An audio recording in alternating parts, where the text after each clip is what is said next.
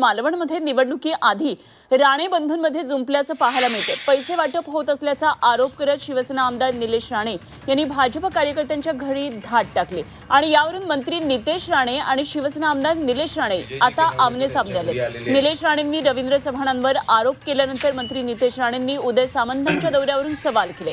Samant Santa Claus बनून आले होते का असा सवाल नितेश राणेंनी उपस्थित केला। हे सामंत आले त्याचवेळी तक्रार का केली नाही असा उलट सवाल निलेश राणे यांनी केला। तर रवींद्र चव्हाणांवरील आरोप हे राजकीय असल्याचा दावा नितेश राणेंनी केला। तर पैसे जप्त केले याचा अर्थ गुन्हा झालाय, मात्र अद्याप कारवाई का नाही असा प्रश्न निलेश राणेंनी उपस्थित केलाय। हे सन्माननीय रवींद्र चव्हाण साहेब आहेत। आमचे स्वतःचे व्यवसाय पण असतात, बिझनेस पण असतात, आम्ही नोकऱ्या पण करतो।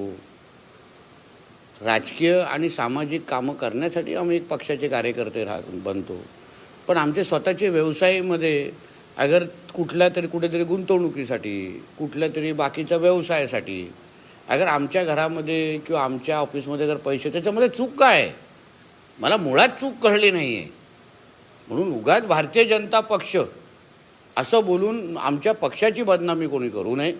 मग प्रत्येकाचे कोणाचे क्रशर आहेत, कोणाचे व्यवसाय आहेत, कोणाचे हॉटेल आहेत, मग तेव्हा अगर त्यांनी व्यवसायासाठी अगर काही कॅश तिथे ठेवली तर आता त्याची चौकशी, सखोल चौकशी, निपक्ष चौकशी मी तुम्हाला सांगतो। कारण जो नियम आम्हाला लागतो तो नियम उद्या सगळ्यांना लागणार, हे वाक्य सगळ्यांनी नोंद करून ठेवावं। हमाम में सब नंगे होते।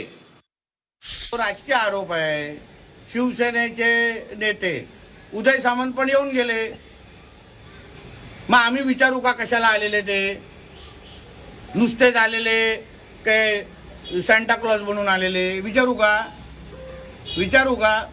कारण का आम्हाला त्या नेते येतात, नेते आहेत ते प्रदेशाध्यक्ष, आमच्या पक्षाचे प्रदेशाध्यक्ष आहेत। चव्हाण साहेबांनी पुन्हा कोकणामध्ये ज्या पद्धतीने भारतीय जनता पक्ष रुजवला, लोकसभा विधानसभा ज्या पद्धतीने तेव्हा महायुती म्हणूनच काम केलं ना, तेव्हा हेच चव्हाण साहेब होते।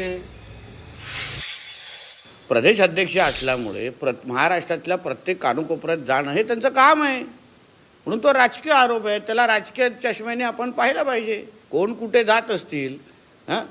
आता आम्ही उदय सामंतांबद्दल बोललो तर तेव्हा अगर आम्ही अशा पद्धतीचा धिंगाणा घातला तर